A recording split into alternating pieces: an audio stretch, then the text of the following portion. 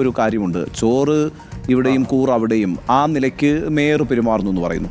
അങ്ങനെയാണെങ്കിൽ അതൊരു തുടർച്ചയാണ്. അതാണ് ഞാൻ ഈ ആദ്യ ഭാഗത്ത് ചോദിച്ചത്. അതിനു മുമ്പ് CPIക്ക് പോലും വിമർശനമുണ്ടല്ലോ. ഇപ്പോൾ കരുവന്നൂരിൻ്റെ പേരിൽ പിന്നെ ED ചോദ്യം ചെയ്ത, പ്രതിയൊന്നും ആക്കിയിട്ടില്ലെങ്കിലും ചോദ്യം ചെയ്ത MK കണ്ണനെ പോലൊരാൾക്കാണ് പ്രധാനമായും അവിടെ പ്രചാരണ ചുമതല ഉണ്ടായിരുന്നത്. കരുവന്നൂർ തന്നെ നിങ്ങൾക്ക് വളരെ ഡാമേജിങ് ആയിരിക്കുമ്പോഴാണ് അത്തരത്തിലൊരു നിലപാട് CPM അവിടെ സ്വീകരിക്കുന്നത്.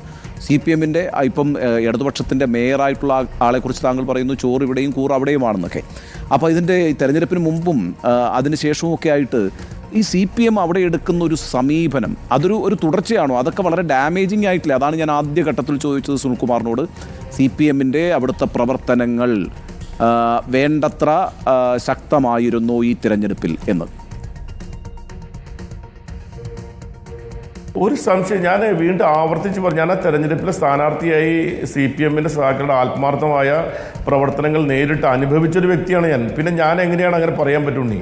പക്ഷേ ഒരു കാര്യം ഞാൻ ഉണ്ണിയോട് പറയുന്നത്, അല്ലെങ്കിൽ സ്മൃതിയും കൂടി ഇരിക്കുന്ന ചർച്ചയിൽ എനിക്ക് പറയാനുള്ളത്, ഞാൻ പറയാൻ ശ്രമിച്ച ഒരു കാര്യം നിങ്ങൾ അതിൻ്റെ ഇടയിൽ വേറെ വിഷയം വന്നുകൊണ്ടാണ്. ഈ BJPയുടെ വിജയത്തിന് രാഷ്ട്രീയ കാരണങ്ങൾ മാത്രമല്ല അവിടെയുള്ളത്. BJP കൃത്യമായിട്ടുള്ള വലിയൊരു മാനിപ്പുലേഷൻ, ഒരു തെരഞ്ഞെടുപ്പ് മാനിപ്പുലേഷൻ നടത്തിയിട്ടുള്ള ഒരു തെരഞ്ഞെടുപ്പാണിത്. കോടിക്കണക്കിന് രൂപ അവർ കോളനികളിലും അതുപോലെ തന്നെ പല രൂപത്തിൽ അവിടെ വിതരണം ചെയ്യപ്പെടുകയും ചെയ്തതിൻ്റെ നിരവധി ദൃഷ്ടാന്തങ്ങൾ പുറത്തു വന്നുകൊണ്ടിരിക്കുകയാണ്. അവിടെ തന്നെ ശിവപുരം കോളനിയിൽ പൈസ കൊടുക്കാൻ വന്നത് പരസ്യമായി നിങ്ങളുടെ ചാനലടക്കം റിപ്പോർട്ട് ചെയ്തിട്ടുള്ളതാണ്. ഒറ്റപ്പെട്ട സംഭവമായിരുന്നില്ല. പണ്ടത്തെ പോലെ ഇപ്പോൾ പൈസ ആളുകളുടെ വീട്ടിൽ കൊണ്ടു കൊടുക്കേണ്ട കാര്യമില്ല, ഗൂഗിൾ പേ ചെയ്ത് കൊടുത്താലും മതി. അങ്ങനെയും ചെയ്ത സന്ദർഭങ്ങളുണ്ട്. പല രൂപത്തിലുള്ള സാമ്പത്തിക വിന്യാസങ്ങൾ അവരുടെ പിന്നെ സേവാഭാരതി പോലുള്ള പ്രസ്ഥാനങ്ങളിലൂടെ വർഷങ്ങളായിട്ട് അവിടെ നടത്തിക്കൊണ്ടിരിക്കുകയാണ്. അതിന് പുറമെ അവരുടെ പൊളിറ്റിക്കൽ മാനിപ്പുലേഷൻ മാത്രം, അവരുടെ കേന്ദ്ര ഭരണത്തിൻ്റെ സ്വാധീനം ഉപയോഗപ്പെടുത്തിക്കൊണ്ട് ഈ കരുവന്നൂർ വിഷയത്തിൽ, ഇപ്പോൾ നിങ്ങൾ പറയുന്ന പോലെ കരുവന്നൂർ വിഷയത്തിലെ ഒരു വ്യക്തിയെ മാത്രമല്ലല്ലോ അവിടെ പ്രതിയാക്കിയത്, ഒരു പാർട്ടിയെ തന്നെ പ്രതിയാക്കിയില്ലേ? CPMനെ തന്നെ പ്രതിയാക്കാൻ ED ശ്രമിച്ചതല്ലേ? അപ്പോൾ നമുക്ക് CPMനെ മാറ്റി നിർത്തിക്കൊണ്ട് അവിടെ ഇലക്ഷൻ മുന്നോട്ട് പോകാൻ പറ്റുമോ? സ്വാഭാവികമായിട്ടും ഇലക്ഷനിൽ അവിടെ സ്ഥാനാർത്ഥി, അവിടെ 3 സീറ്റുകളുള്ള ഒരു ജില്ലയിൽ CPMൻ്റെ ചുമതല നിർവഹിക്കുന്ന അവരുടെ സംസ്ഥാന കൗൺസിൽ മെമ്പർമാരായിരിക്കുന്ന ആളുകളാണ്. ആ സംസ്ഥാന കൗൺസിൽ അംഗങ്ങളായിട്ടുള്ള ആളുകൾക്കെതിരെ ED ചോദ്യം ചെയ്തവരുണ്ട്, പ്രതികളാക്കി ചെയ്യപ്പെട്ടവരുണ്ട്, അങ്ങനെ പല ആളുകളുണ്ടല്ലോ. അപ്പോൾ അങ്ങനെയുള്ള ആളുകളെ എന്ന നിലയിൽ പിന്നെ CPMനെ സംബന്ധിച്ചിടത്തോളം അത് അവരുടെ ഈ ഒരു സാഹചര്യത്തിൽ അതിനെ നേരിടില്ലാതെ അവർക്ക് എന്ത് ചെയ്യാൻ പറ്റും?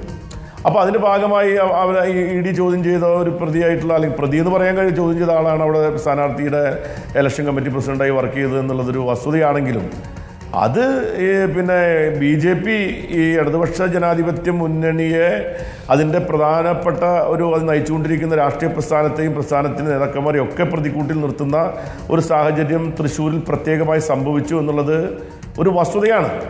ആ വസ്തുതയുടെ അടിസ്ഥാനത്തിൽ അത് മാത്രമാണ് കാരണം എന്ന് പറയാൻ പറ്റുന്നതല്ല എന്ന് ഞാൻ പറയാൻ ഉദ്ദേശിക്കുകയാണ്. ശരി, അങ്ങനെയാണെങ്കിൽ നേരത്തെ താങ്കൾ അവസാനിപ്പിച്ച ഒരു കാര്യത്തിൽ നിന്നുകൂടി ഒരു തുടർച്ച. അതായത് താങ്കൾ തന്നെ പറഞ്ഞു വിവിധ ജില്ലാ കമ്മിറ്റികൾ, പാർട്ടിയുടെ ജില്ലാ കമ്മിറ്റികളിൽ ഒട്ടേറെ വിമർശനങ്ങൾ ഉണ്ടായിട്ടുണ്ട്. അത് സ്വാഭാവികമാണ്. ഇപ്പോൾ മാധ്യമങ്ങളൊക്കെ പിന്നെ വളരെ ശ്രദ്ധയോടെ അതൊക്കെ നിരീക്ഷിക്കുന്നതുകൊണ്ട് അതൊക്കെ പുറത്തു വരുന്നതാണ്. കാലാകാലങ്ങളായി ഇത്തരം വിലയിരുത്തലുകൾ ഉണ്ടാകാറുണ്ട്, വിമർശനങ്ങൾ ഉണ്ടാകാറുണ്ട്, ശരിയാണ്.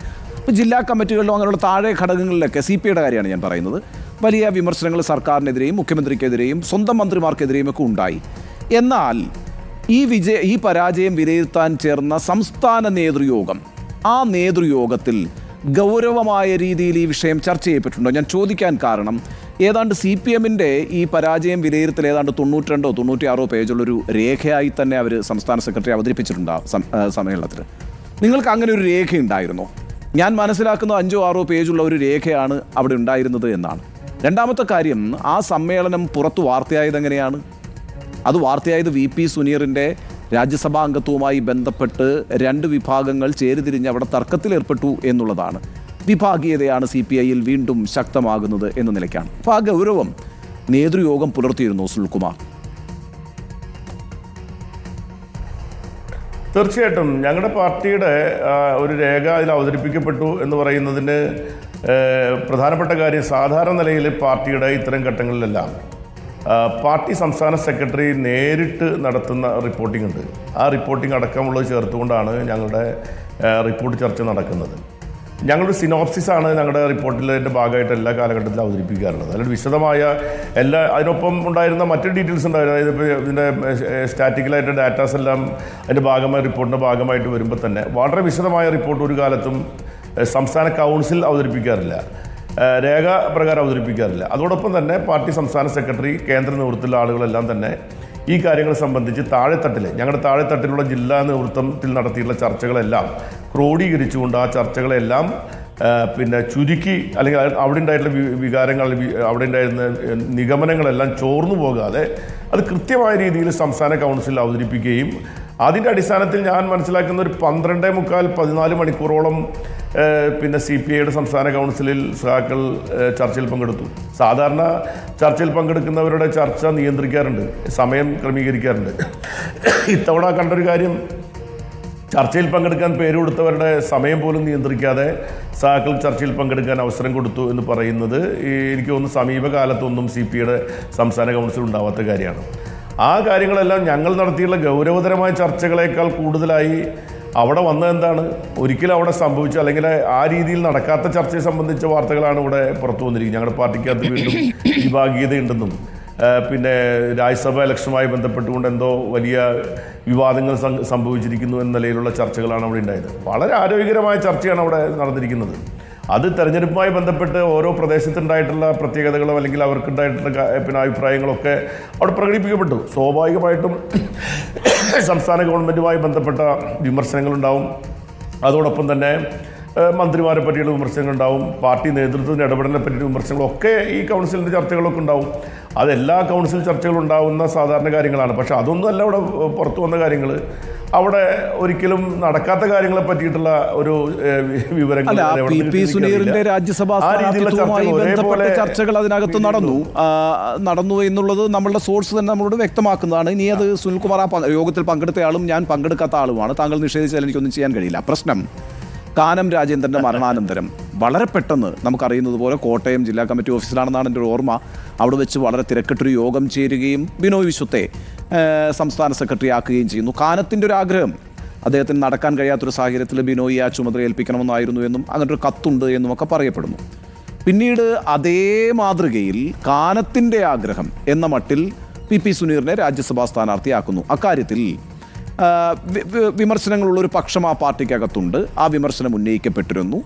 അങ്ങനെ ഉന്നയിക്കപ്പെട്ട സാഹചര്യത്തിൽ 2 വിഭാഗങ്ങളായി ചേരിതിരിഞ്ഞു നിന്നുകൊണ്ട് അക്കാര്യം സംബന്ധിച്ചൊരു തർക്കം ആ പാർട്ടിക്കുള്ളിൽ ഉണ്ടായെന്നാണ് എൻ്റെ ചോദ്യം. 2009 അങ്ങേക്ക് അറിയാവുന്നതാണല്ലോ, രാജ്യസഭാ സ്ഥാനാർത്ഥിത്വവുമായി ബന്ധപ്പെട്ടാണല്ലോ CPIയിൽ ഒരു വിഭാഗീയത രൂപപ്പെടുന്ന. അന്ന് കാനം രാജേന്ദ്രൻ രാജ്യസഭാ സ്ഥാനാർത്ഥിയാകുമെന്ന് വിചാരിക്കുന്നു. അന്ന് M. അച്യുതൻ ജനയോഗത്തിനെടുത്തായിരുന്ന അദ്ദേഹം സ്ഥാനാർത്ഥിയാകുന്നു. അത് K. ഇസ്മയിലിൻ്റെ പിന്തുണയോടെ ആകുന്നു.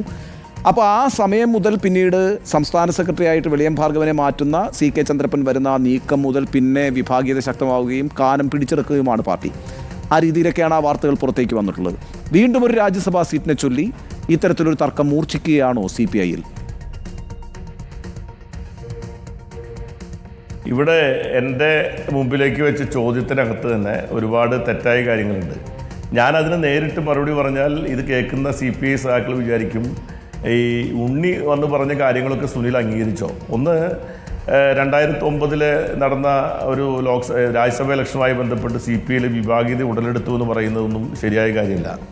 രണ്ടാമത്തെ കാര്യം, വെളിയം ഭാർഗവൻ മാറ്റി എന്ന് പറയുന്നത്, വെളിയം ഭാർഗവൻ മാറി പന്നിയൻ രവീന്ദ്രൻ, അതിന് ശേഷം CK ചന്ദ്രപ്പനൊക്കെ വന്നതിന് ശേഷമാണ് കാനം രാജേന്ദ്രൻ സംസ്ഥാന സെക്രട്ടറി ആയിട്ട് വരുന്നത്. അല്ലാതെ നേരെ വെളിയം ഭാർഗവൻ മാറി CK ചന്ദ്രപ്പൻ ആയതല്ല. അപ്പോൾ ഇവിടെ അവസാനം പറഞ്ഞൊരു കാര്യം, ഇപ്പോൾ സഖാവ് സുനീറിനെ സ്ഥാനാർത്ഥിയാക്കിയതുമായി ബന്ധപ്പെട്ട് അത് പരിപൂർണമായ ഭരണഘടനാപരമായ അധികാരമുള്ളത് സംസ്ഥാന എക്സിക്യൂട്ടീവിനാണെന്ന് ഞങ്ങൾക്കൊക്കെ അറിയാവുന്ന കാര്യമാണ്. സുനീർ എന്ന് പറയുന്ന വ്യക്തി CPIയുടെ മലപ്പുറം ജില്ലാ സെക്രട്ടറിയായി ദീർഘകാലം പ്രവർത്തിച്ച ആളാണ്.